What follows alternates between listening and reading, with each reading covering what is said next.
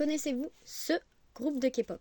Donc ce groupe de K-pop s'appelle Oneverse. Il a été créé il y a seulement quelques jours, quelques semaines. Et deux Nord-Coréens font partie de ce groupe, les deux qui sont à gauche sur la photo. Donc le plus à droite des deux Nord-Coréens, on connaît toute sa vie depuis qu'il est arrivé en Corée du Sud.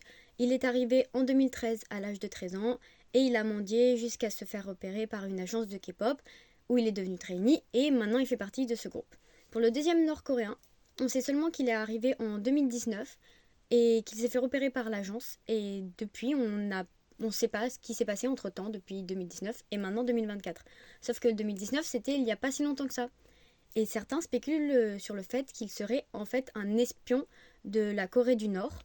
D'ailleurs, il n'y a pas si longtemps que ça, si vous suivez les actualités de la Corée, le président sud-coréen a voulu intenter une loi martiale car il y a beaucoup d'espions nord-coréens dans le pays, ça se sait.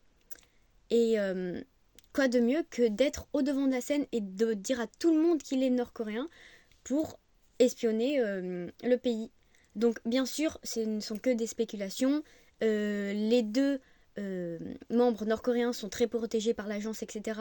Vis-à-vis de leur famille, si leur famille est restée en Corée du Nord ou même si elle est encore en Corée du Sud, pour pas que les autorités nord-coréennes viennent les embêter ou quoi. Mais bon, c'est une affaire à suivre.